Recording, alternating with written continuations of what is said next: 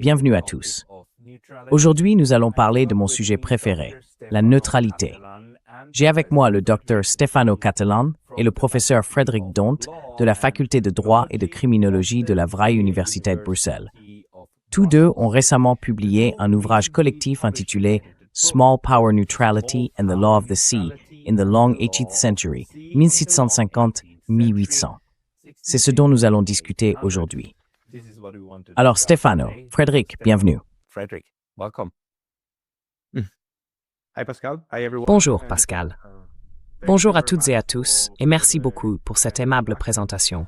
Dois-je commencer Frédéric ou préfères-tu le faire?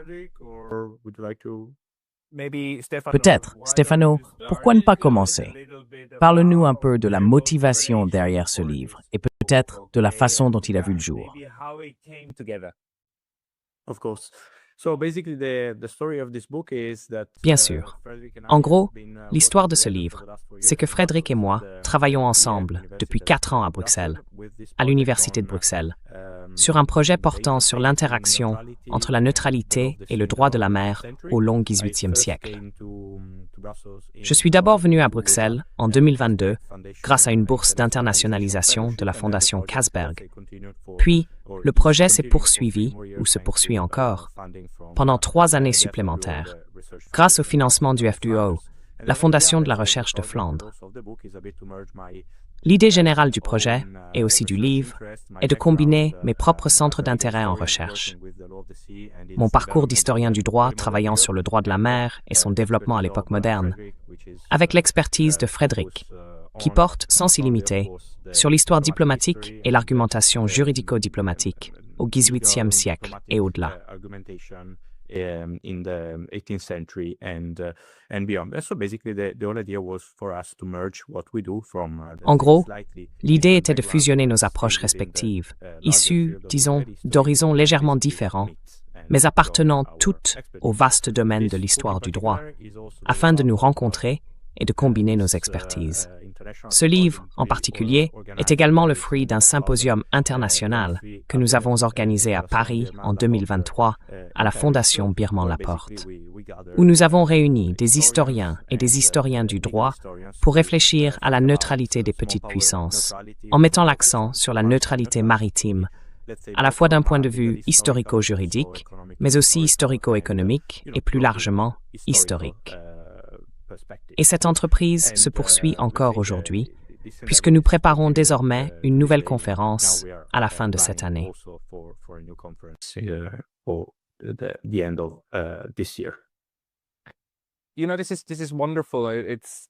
Vous savez, c'est formidable. En ce moment, nous assistons à une période très difficile pour le droit international, simplement pour faire un lien avec ce qui se passe actuellement, avec les États-Unis qui attaquent le Venezuela. Et vous savez, nous voyons beaucoup de choses s'effondrer. Mais cela ne devrait pas nous faire oublier qu'au fond, le droit international ne consiste pas à imposer quelque chose d'en haut. Il s'agit de la manière dont les règles se développent réellement à partir de la base. Alors Frédéric, pourriez-vous peut-être en parler un peu? Parce que je pense que l'un de vos contributeurs, Stephen Neff, souligne ce point. Et peut-être pourriez-vous aussi expliquer pourquoi la neutralité est un concept maritime. La plupart des gens la considèrent comme quelque chose qui s'applique sur Terre, mais elle trouve en réalité son origine en mer. Du moins, dans la manière dont nous la comprenons aujourd'hui en droit international. Pourriez-vous en dire un mot?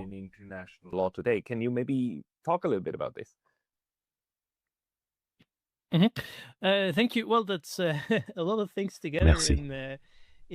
Eh bien, ça fait beaucoup de choses réunies en une seule question, je dirais. Il se trouve que je viens justement de parcourir votre livre, Notion of Neutralities, et l'excellent chapitre de Stephen Neff sur les conceptions américaines de la neutralité dans les années 1930 illustre bien les dilemmes que vous avez mis en avant dans la première question. Le droit international n'est pas entièrement codifié. Il évolue avec le comportement des acteurs qui doivent accepter les normes auxquelles ils se conforment. Et je pense que c'est la raison pour laquelle nous avons pu travailler sur un sujet comme la neutralité pour cette période. like neutrality for this period. If we go back to Stephen Neff, Si l'on revient à l'ouvrage fondamental de Stephen Neff sur les droits et devoirs des neutres, publié au début des années 2000, on observe une évolution progressive, n'est-ce pas? Au XIXe siècle et à la fin de ce siècle, les règles sont devenues plus détaillées ou plus rigides, mais le droit de la neutralité n'a jamais été véritablement figé. Il reste toujours soumis à l'interprétation juridique, par les juges, par les penseurs, et il est bien sûr appliqué en pratique par les diplomates. Les dynamiques de pouvoir plus larges l'influencent également. Et si l'on regarde le monde d'aujourd'hui, la question demeure, est-ce la force ou le droit qui prévaut? C'est un dilemme éternel dans l'histoire du droit international.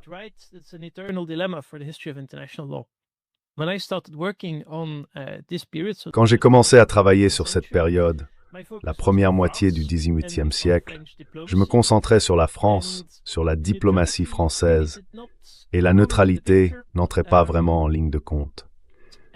J'étudiais comment les Français et les Britanniques avaient tenté de modifier l'ordre international après la paix d'Utrecht en 1713. Ce n'est qu'en étudiant le cas de la Belgique au XIXe siècle, dans le cadre d'un projet postdoctoral sur la neutralité permanente, que j'ai commencé à m'intéresser au concept de neutralité en tant que juriste ou historien du droit. Pourquoi? Parce que le maintien de la neutralité dépend de capacités physiques. Il faut être en mesure de dissuader d'éventuels agresseurs.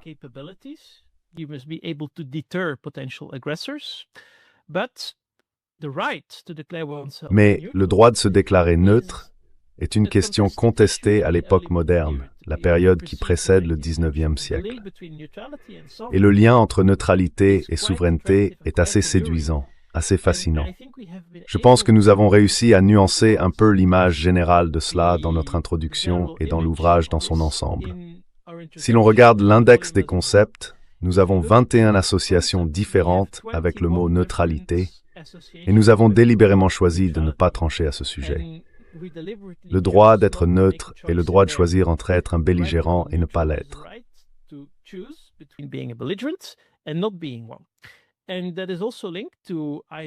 Et cela est également lié à une vision plus horizontale ou plus hiérarchique de l'action des acteurs sur la scène internationale.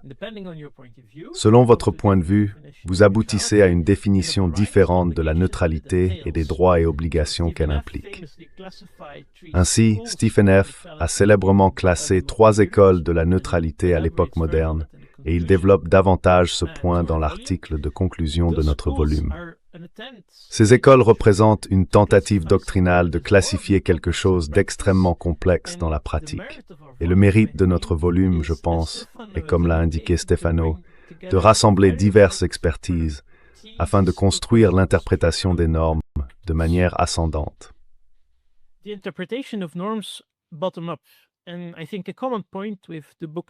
Je pense qu'un point commun avec le livre Notion of Neutrality est que nous essayons de découvrir comment les acteurs d'un grand jeu stratégique formulent leur position en utilisant le mot « neutralité » et s'en servent comme d'un instrument pour promouvoir leurs propres intérêts.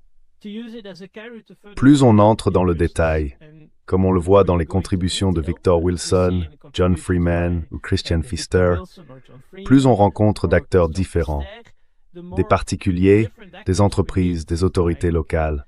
La neutralité devient alors une lentille à travers laquelle observer une réalité très complexe. Et cela, je crois, va même au-delà du paradigme juridique et rend le livre si intéressant et fascinant.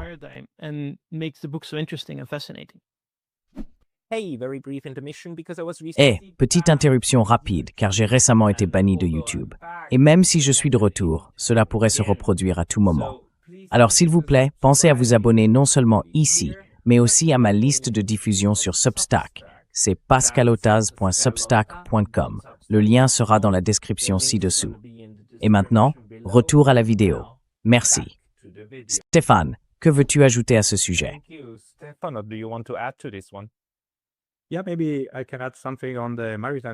Oui, peut-être que je peux ajouter quelque chose sur la dimension maritime de la genèse historique de la neutralité.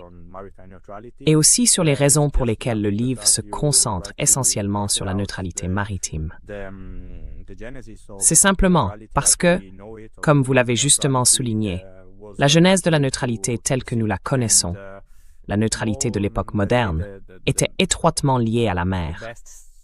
Et disons, les meilleures réflexions du XVIIIe siècle sur la neutralité portaient en réalité sur ce qui se passait en mer, dans un siècle marqué par l'expansion du commerce maritime. À la fois, disons, le commerce à court terme à travers l'Europe, les techniques de cabotage, mais aussi, disons, le commerce intercontinental à longue distance.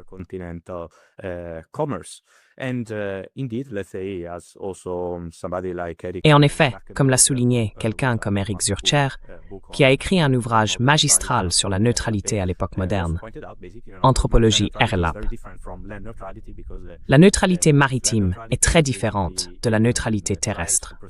La neutralité terrestre vise essentiellement à préserver un territoire et une population de la guerre et des dommages causés par les belligérants, tandis que la neutralité maritime concerne bien davantage le commerce, une tentative, pour les neutres, de tirer profit de l'état de guerre et du fait que, en théorie, ils peuvent commercer plus librement que les belligérants.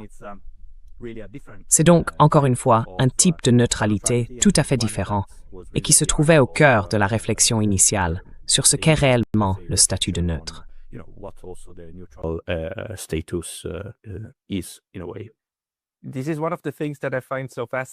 C'est l'une des choses que je trouve tellement fascinantes. Vous savez, beaucoup de gens comprennent mal la neutralité, puis ils pointent du doigt en disant « Oh, mais c'est neutre, ils commercent avec tout le monde. » Ils ne sont pas neutres, ils essayent de tirer profit. Ah oui, vraiment? Non, c'est simplement ce qu'ils font, c'est ce qu'ils affirment. Peut-être Frédéric, Stefano ou quiconque veut intervenir. Pouvez-vous parler un peu du lien entre le commerce et le fait de rester neutre?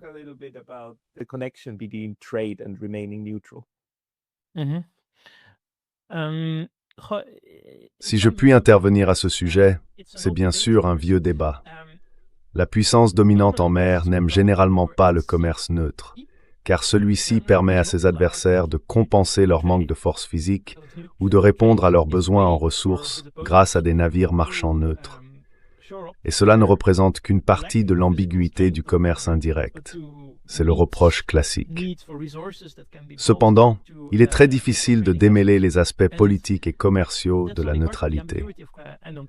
Si l'on examine le chapitre de John Freeman sur le duché de Courlande, il est assez clair que le duc de Courlande, acteur secondaire mineur dans la Baltique et le nord-est de l'Europe, est invité à être présent, par exemple, aux Antilles, dans les Caraïbes, parce qu'un intermédiaire de ce type est nécessaire pour maintenir l'équilibre général du système dans une autre sphère du monde.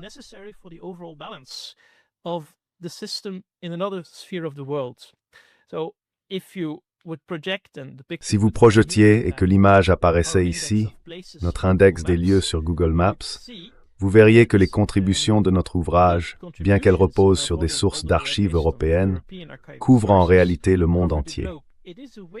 C'est une manière de projeter la puissance vers d'autres régions du globe et d'équilibrer les relations entre les puissances européennes présentes ailleurs. Et le fait de tirer profit du commerce est parfois la principale raison pour laquelle les neutres sont perçus avec une certaine méfiance par les grands acteurs. Mais parfois, c'est pas du tout cela. Il existe aussi d'autres raisons.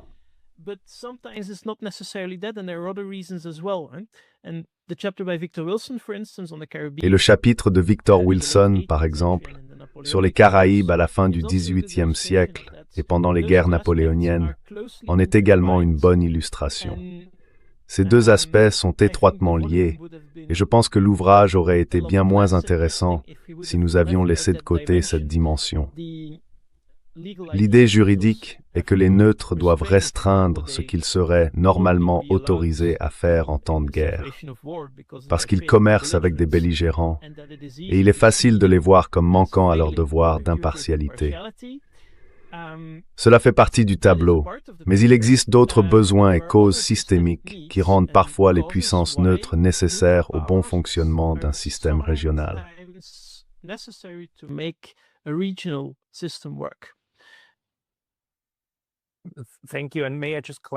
Merci. Puis-je simplement préciser, comme la carte que je montre maintenant, ou celle superposée ici, vous avez indiqué plusieurs endroits avec des épingles, beaucoup en Europe, mais aussi un en Russie, un en Chine et un en Indonésie. Représente-t-il tous les endroits où vous avez trouvé un commerce neutre?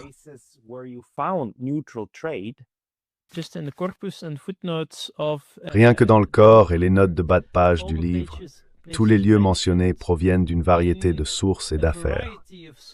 Si l'on adopte un point de vue juridique, nous avons la doctrine, les traités et la jurisprudence locale. Par exemple, dans le chapitre de Leo Smuller, il aborde des affaires issues des tribunaux des prix en Grande-Bretagne. Elle n'indique pas nécessairement un commerce neutre, mais elle montre des lieux pertinents pour le développement des discours sur la neutralité par divers acteurs.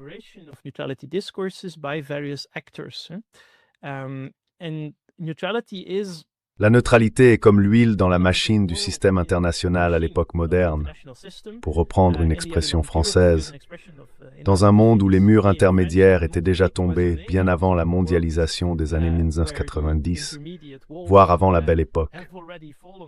Le système économique mondial était déjà en place, les continents étaient déjà reliés, mais il existait aussi des raisons politiques à l'apparition de neutres dans ces théâtres.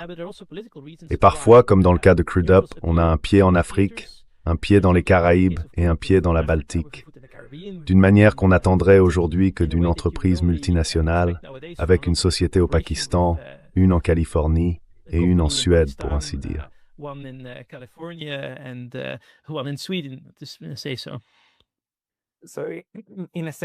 Ainsi, en un sens, l'objectif des belligérants, en particulier du belligérant dominant ou de la puissance maritime dominante, est toujours d'interrompre le commerce de l'adversaire ou des adversaires, tandis que l'intérêt des neutres est toujours de maintenir autant de commerce que possible avec quiconque.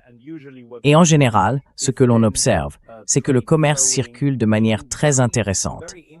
Les neutres commençant en réalité à affirmer leur droit de commercer avec les belligérants.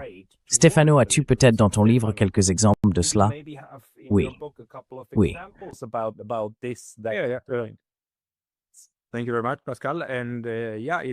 Merci beaucoup, Pascal. Et oui, c'est aussi l'un des aspects intéressants, je dirais, du livre, qu'il montre d'une certaine manière la neutralité en mouvement, en action. Dans le sens où nous ne parlons pas de la même neutralité, ni de la même capacité d'action des petites puissances tout au long du livre. Par exemple, dans mon cas, j'examine davantage la neutralité dano-norvégienne et suédoise pendant les guerres de la fin du XVIIe siècle. La guerre de la Ligue d'Augsbourg et la guerre de succession d'Espagne, à une époque où le Danemark, Norvège et la Suède disposaient encore de flottes navales très puissantes.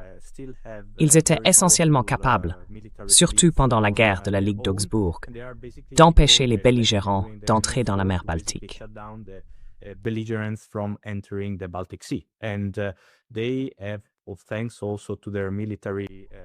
Et ils ont pu, grâce aussi à leur puissance militaire, qui est relativement considérable, négocier en même temps avec la France et l'Allemagne, les Alliés, les Anglo-Néerlandais, trouvant des moyens de tirer profit de la guerre avec cette idée de dissuasion, qu'ils pouvaient s'aligner sur l'un des belligérants et modifier légèrement l'équilibre de la puissance maritime en Europe du Nord. Et bien sûr, il s'agit d'une situation très différente, par exemple, de celle décrite dans le chapitre de Leo Smuller à la fin du XVIIIe siècle, lorsque la Grande-Bretagne était beaucoup plus dominante sur mer, même si elle restait encore défiée par la France et, disons, par l'alliance bourbonienne en Europe. Mais disons qu'elle était alors capable d'imposer bien davantage sa propre vision du droit de la mer et des règles de la neutralité maritime, par exemple, en ce qui concerne la contrebande et le blocus.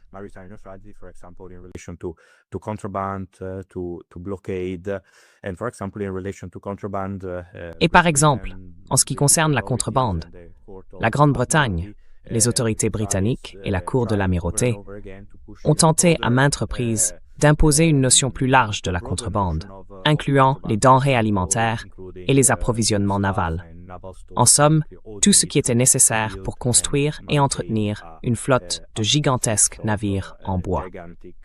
Ainsi, on peut décrire la période couverte par le livre, du milieu du XVIIe au XVIIIe siècle, comme une époque de changement constant dans l'équilibre des pouvoirs entre les nations neutres et les grandes puissances, marquée par une tendance à long terme vers l'ascension de la Grande-Bretagne en tant que puissance maritime dominante.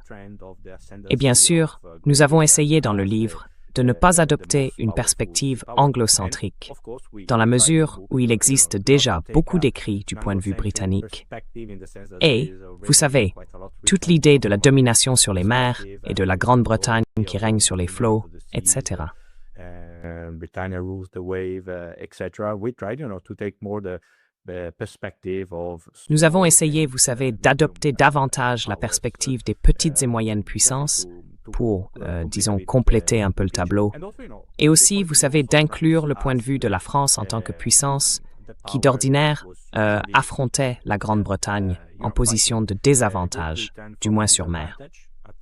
Et c'est donc aussi très intéressant, surtout pour mon chapitre, d'étudier les stratégies développées par la France à travers la diplomatie, comme une sorte de diplomatie de la neutralité, afin de compenser la supériorité britannique sur mer, en mobilisant ou en essayant de mobiliser les neutres pour commercer et pour maintenir l'approvisionnement de la France en temps de guerre.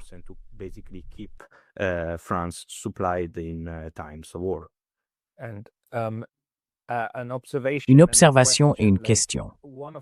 L'une des observations, c'est que ce jeu du chat et de la souris, continue sans cesse, n'est-ce pas? L'idée de contrebande en droit international renvoie à quelque chose de très précis, des biens pouvant être utilisés à des fins militaires. Dans le monde d'aujourd'hui, on voit que les États parlent de biens à double usage. C'est en quelque sorte la nouvelle expression pour décrire quelque chose de très similaire. Et ce que l'on constate généralement, c'est que les belligérants essayent d'élargir la liste des biens de contrebande ou à double usage afin de restreindre le commerce.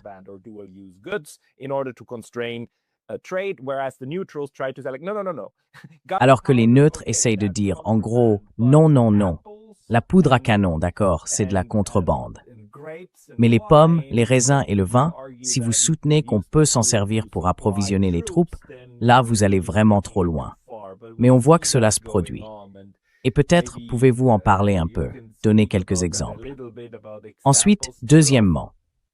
Et maintenant j'ai oublié ma deuxième question. C'était peut-être à propos de la contrebande et de la question du double usage. Quelque chose vous vient à l'esprit? Peut-être Stéphane, puis Frédéric?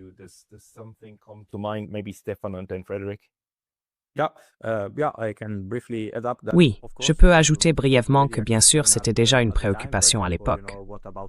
Par exemple, qu'en est-il des chevaux qui peuvent être utilisés à la guerre, mais aussi dans la vie civile, pour ainsi dire, ou dans les champs, etc. Et aussi, vous savez, les différents types de bois. Certains pouvaient servir à construire des maisons plutôt que des navires, mais pouvaient tout de même parfois être utilisés pour les navires. Donc, encore une fois, on voit bien que le droit de la neutralité, pendant la majeure partie du XVIIIe siècle, reposait sur cet ensemble de traités bilatéraux d'amitié, de commerce et de navigation, n'est-ce pas? Ceux-ci comportaient différentes dispositions concernant, par exemple, la contrebande.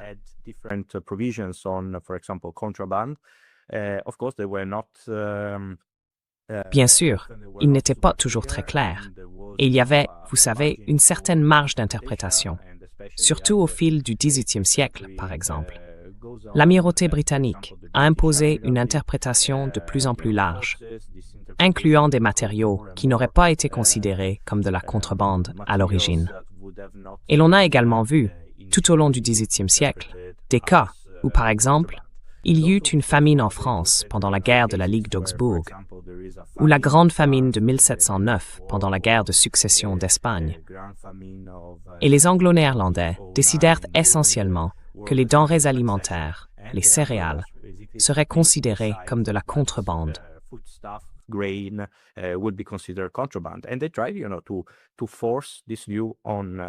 Et ils ont essayé, vous savez, d'imposer ce point de vue aux neutres qui de leur côté ont tenté de riposter, pacifiquement, disons.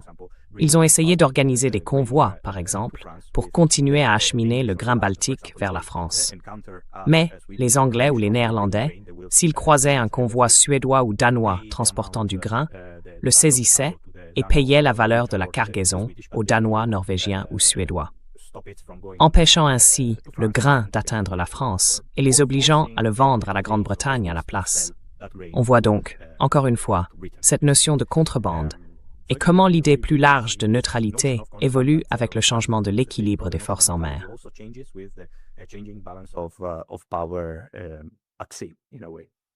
Frédéric, as-tu quelque chose à ajouter à cela? Oui, eh bien, essentiellement, comme Stefano l'a dit à la fin, c'est une histoire décentralisée. Traditionnellement, pour le commerce à l'époque moderne, il faut prendre en compte la corruption et la non-application des normes. Je pense au remarquable chapitre de Christian Pister-Longanet sur les rapports d'inspection des amirautés, les tribunaux d'amirauté français le long des côtes. Mais cette réalité décentralisée est, d'une certaine manière, si l'on considère la structure normative du système international actuel, encore très instructive. Ce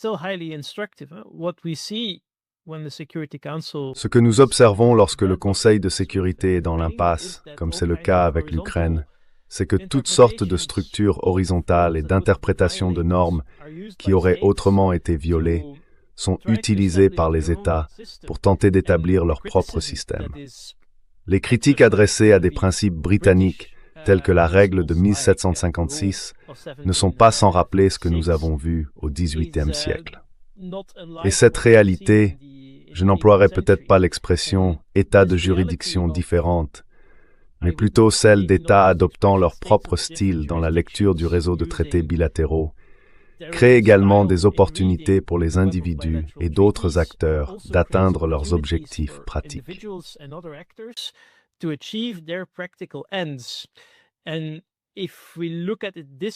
Et si nous l'envisageons ainsi, il existe une différence importante, des éléments complémentaires à une vue d'ensemble théorique des grands concepts. Car en réalité, c'est la stratégie pratique de l'acteur qui cherche à atteindre un objectif qui prime. Et cela peut être la neutralité, mais aussi autre chose. Et cela est tout à fait fascinant. Là encore, si l'on regarde la carte, si l'on considère les concepts que nous avons identifiés tout au long du livre et qui ont été pertinents pour raconter cette histoire, on peut également les relier à l'histoire économique, peut-être à l'histoire urbaine, à l'histoire sociale et à d'autres approches permettant de lire un passé très complexe.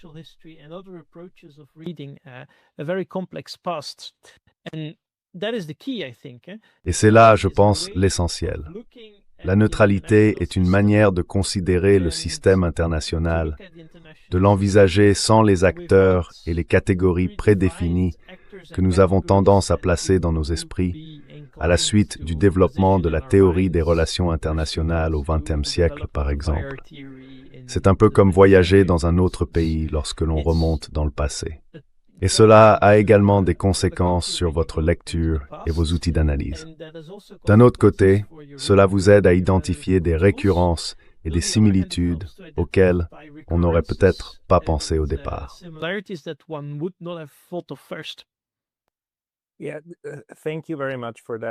Merci beaucoup pour cela. L'une des erreurs consiste à penser que, pour que le droit international fonctionne, il faut d'abord une structure, puis que tout le monde s'y conforme. En réalité, la structure émerge de la manière dont les acteurs interagissent entre eux, même lorsque les grandes puissances essaient d'y exercer une forte pression, de la réprimer ou de la détruire. Ce que l'on constate si l'on considère la neutralité comme un cadre analytique, c'est qu'il y a toujours des acteurs qui tentent d'apparaître et de tirer parti des espaces que cela crée. Stefano, aurais-tu peut-être un exemple de quelques-uns de ces acteurs neutres improbables et peut-être aussi une question, la neutralité, non pas comme un concept juridique strict, mais comme un outil analytique pour comprendre les acteurs? Je veux dire, à quel moment cela s'est-il révélé utile dans le livre?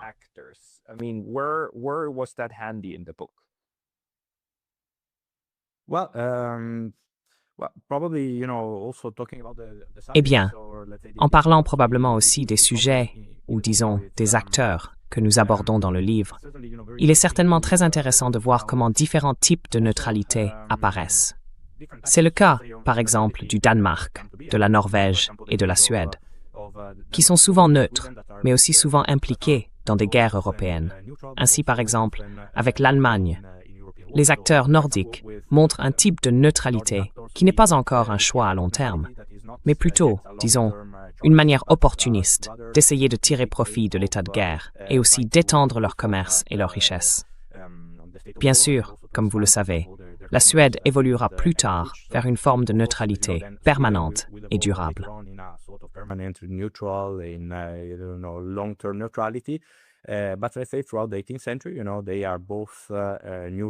Mais disons que, tout au long du XVIIIe siècle, ils sont à la fois neutres et belligérants. Par exemple, durant les 2 premières décennies du XVIIIe siècle, la Suède est neutre dans la guerre de succession d'Espagne, mais en même temps, l'un des principaux belligérants, ou l'un des acteurs centraux de la Grande Guerre du Nord.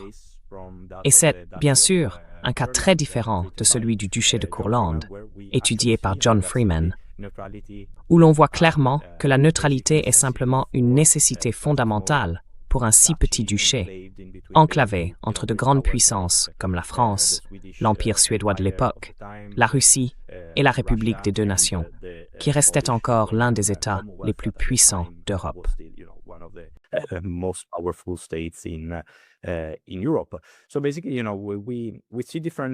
En gros, nous voyons différents types d'acteurs et des formes très variées de neutralité.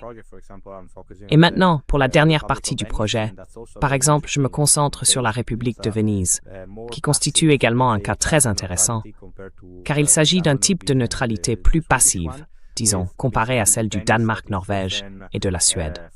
Venise combat souvent les Turcs ottomans. Elle a donc vraiment besoin de maintenir la paix autant que possible en Italie du Nord, afin de pouvoir concentrer les ressources limitées dont elle dispose. Au XVIIe siècle, ce n'est plus une grande puissance en Méditerranée, mais elle reste néanmoins une puissance maritime très importante et un acteur diplomatique de premier plan dans la diplomatie européenne au sens large.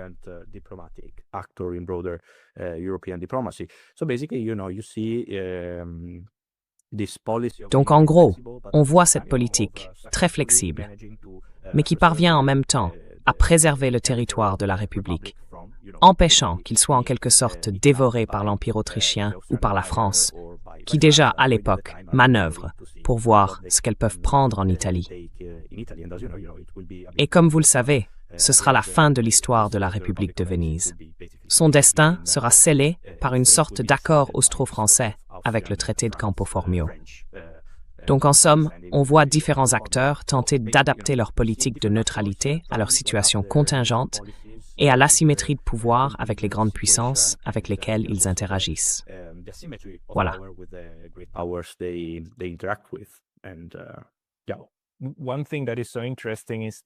Ce qui est particulièrement intéressant, c'est cette forme de neutralité situationnelle. Être neutre à l'égard d'un conflit, mais pas d'un autre. C'était en réalité la norme pendant de nombreux siècles, n'est-ce pas? Et en fait, le droit international tel que nous le connaissons aujourd'hui, ainsi que la jurisprudence et le droit conventionnel, concernent en grande partie la neutralité situationnelle. Frédéric, pourrais-tu peut-être en parler un peu? Tu sais, cette idée selon laquelle on est toujours neutre ou jamais neutre, ce n'est pas ce que nous enseignent les 4 ou 5 derniers siècles d'histoire.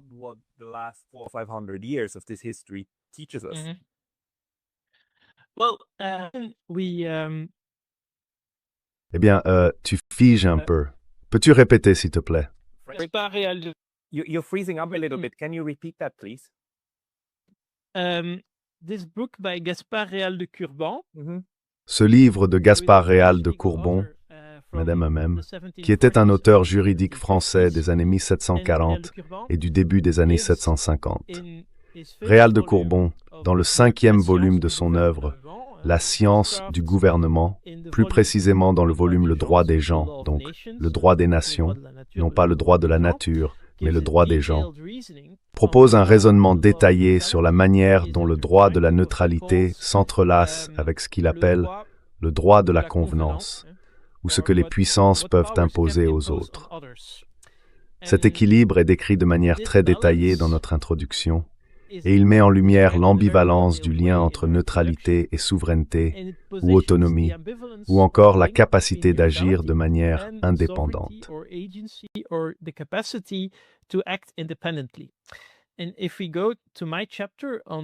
Et si nous nous penchons sur mon chapitre concernant la position de la République néerlandaise en tant que puissance moyenne, médiatrice entre les grandes puissances pendant la guerre de succession de Pologne, on voit qu'il s'agit d'un exemple d'entité politique que l'on ne peut pas vraiment qualifier de petite. La République néerlandaise était l'une des grandes puissances maritimes du XVIIe siècle, mais elle était déchirée entre deux options. Soit la France, soit la Grande-Bretagne, pour le dire très simplement. Pendant la guerre de succession de Pologne, qui concerne en partie la Pologne, mais pas dans la plupart des théâtres ou des affaires impliquées, la République néerlandaise et la Grande-Bretagne ont tenté de jouer les médiateurs entre les belligérants, la France et la monarchie des Habsbourg.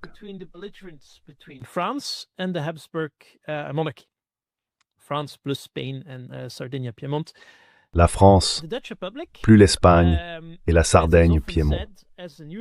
La République néerlandaise, comme on le dit souvent en tant que puissance neutre lorsqu'elle est neutre, peut accueillir une conférence de paix. C'est un lieu où les nouvelles circulent, où l'on peut influencer l'opinion publique à travers l'Europe à l'époque moderne. Mais les Néerlandais savent que le choix qu'ils font, rester neutre ou non, est dicté par ce que nous appellerions aujourd'hui l'intérêt national, ou simplement la nécessité. Ils reçoivent constamment des offres de diverses parties pour prendre position. Et au XVIIIe siècle, lorsque leur propre sécurité géopolitique et physique est en jeu, la République néerlandaise a peur. Elle craint un conflit avec la France.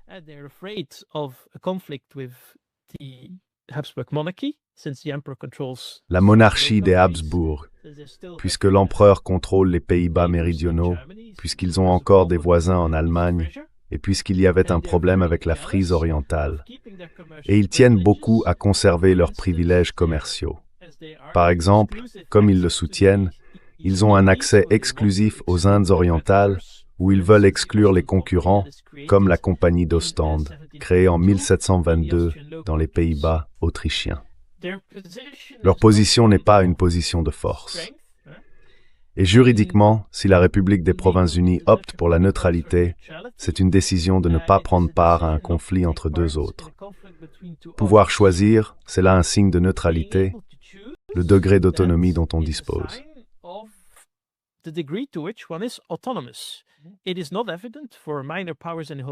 Ce n'est pas facile pour les puissances mineures du Saint-Empire romain germanique de faire cela. Par exemple, lorsqu'un Reichskrieg, une guerre impériale, est déclarée, on ne peut pas simplement rester neutre une fois que l'empereur et l'empire, réunis à la diète, ont pris parti.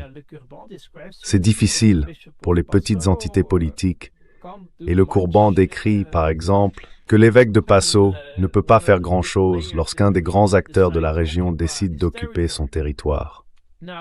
Maintenant, si une puissance moyenne considérée comme capable de choisir la neutralité adopte ce statut, cela comporte des risques.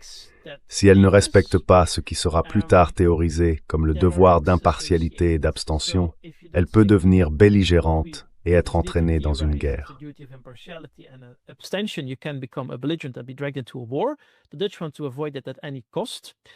Les Néerlandais veulent l'éviter à tout prix.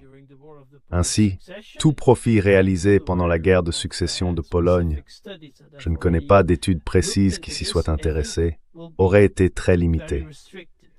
Et comme vous le soulignez, il n'est pas forcément vrai qu'un État choisisse systématiquement la neutralité.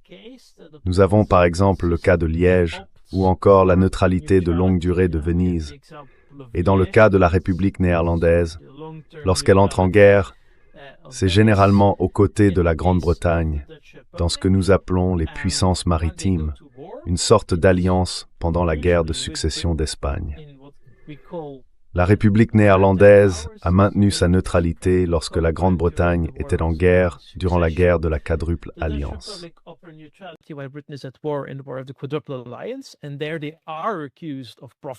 Et là, ils sont accusés de faire des profits indus et de profiter de la situation, tandis que la Grande-Bretagne et la France agissent pour le bien de tous, en envahissant la Grande-Bretagne, en punissant le roi d'Espagne pour son agression en Italie. Pendant la guerre de succession de Pologne, la Grande-Bretagne et la République néerlandaise restent toutes deux à l'écart. Et les Français savent qu'ils doivent, d'une manière ou d'une autre, soudoyer les Néerlandais pour qu'ils participent. C'est la fameuse convention de neutralisation des Pays-Bas autrichiens, par laquelle ni le souverain des Pays-Bas autrichiens, ni le duc de Brabant, ni le comte de Flandre, ni l'empereur, mais la France, en tant qu'adversaire potentiel, en tant que futur belligérant, promet à la République néerlandaise une tierce partie de ne pas traverser les Pays-Bas autrichiens. C'est ce qu'on appelle la convention de neutralisation dans la littérature ultérieure. Mais bien sûr, il s'agit d'un type de neutralité tout à fait différent de celui d'un acteur qui décide volontairement de rester en dehors d'un conflit. C'est plutôt une convention visant à délimiter un théâtre ou une zone de guerre par un futur belligérant se préparant à entrer en conflit avec la monarchie des Habsbourg. Si l'on inverse la perspective, lorsqu'une tentative de médiation a lieu, le pensionnaire, qui est le principal acteur politique de la République des Provinces-Unies, mène des pourparlers secrets chez lui en jouant sur l'ambiguïté de sa position. La République des Provinces-Unies est un carrefour de l'information où les nouvelles peuvent circuler très rapidement à travers l'Europe.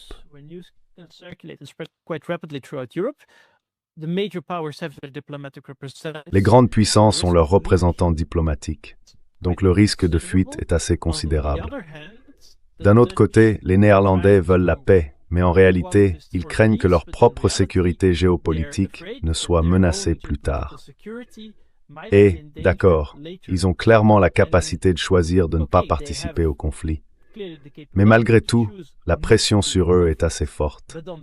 Si l'on regarde le commerce et d'autres formes de neutralité, ou les petits éléments essentiels du système qui font que tout fonctionne, le dossier qui ressort à ce sujet est celui de Livourne, où les Français ont promis de faire tout leur possible pour reconnaître que Livourne est un port franc lorsque l'Italie devra être réorganisée.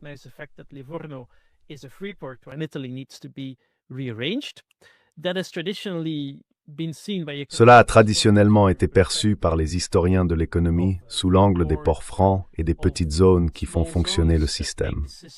Pourquoi cela revient-il ici? Parce que la puissance neutre n'agit pas pour la paix à titre gracieux, mais cherche à tirer un certain avantage d'un accord diplomatique.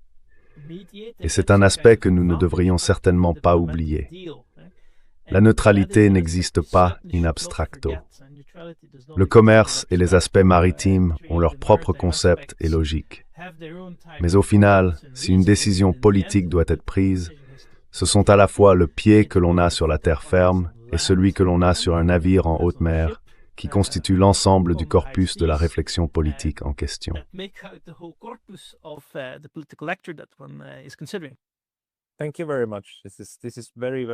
Merci beaucoup. Ce sont des informations très très utiles.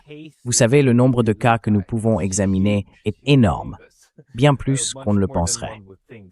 Stéphane, peut-être pouvons-nous aussi conclure avec cette question pour vous deux. Quels sont les principaux enseignements tirés de votre livre?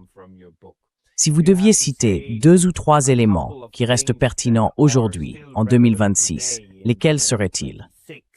Qu'est-ce qui, dans ce que vous avez étudié dans ce volume, vous rappelle le plus la façon dont le monde fonctionne aujourd'hui?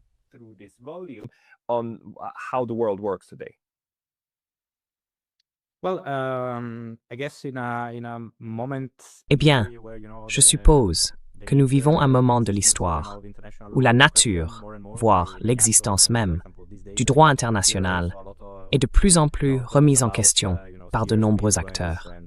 Par exemple, ces derniers temps, j'entends beaucoup parler de sphères d'influence et de la manière dont les grandes puissances cherchent à nouveau à se tailler de nouvelles sphères d'influence. Ou des pays, comme le Japon, ou l'Union européenne dans son ensemble, seraient censés faire partie des sphères d'influence d'acteurs plus puissants. Je dirais que cela montre simplement que le droit international n'est pas quelque chose de fixe ou de permanent. C'est véritablement un langage de compréhension, un langage qui doit être constamment négocié. Et en même temps, les acteurs plus petits disposent eux aussi d'une grande capacité d'action pour le façonner et pour résister à la volonté des grandes puissances, qui bien sûr demeurent des voix très importantes et influentes au sein de la communauté internationale.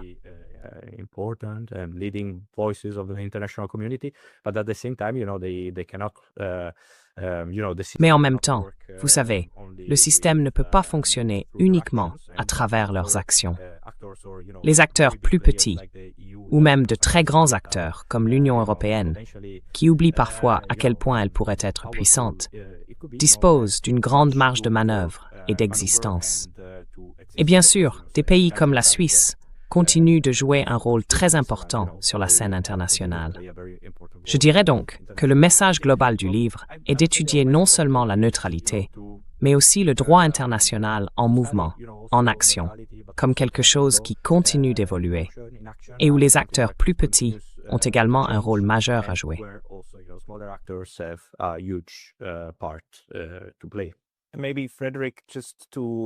Peut-être, Frédéric, juste pour conclure, aujourd'hui, je sais qu'il y a quelques personnes qui s'y intéressent beaucoup. L'Indonésie, par exemple, la Malaisie, par exemple, des acteurs non alignés que nous n'avons traditionnellement pas étudiés comme des neutres. Mais je sais que ces personnes étudient désormais la neutralité parce qu'elles comprennent qu'elles font partie de ce réseau.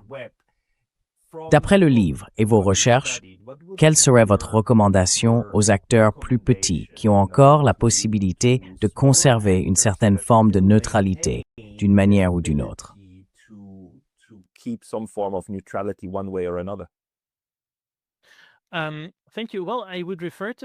Merci.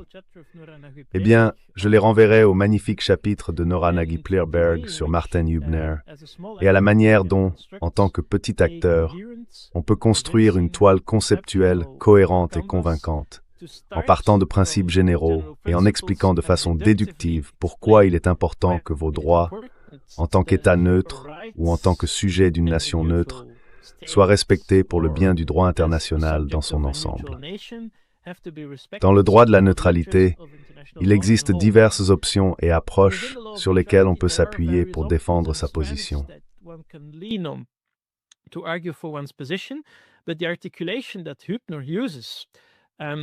Mais l'articulation que Hübner fait des droits neutres et la priorité donnée à l'idée que l'état normal des choses, c'est-à-dire la liberté du commerce entre acteurs souverains, doit prévaloir, me semble importante. C'est admirable.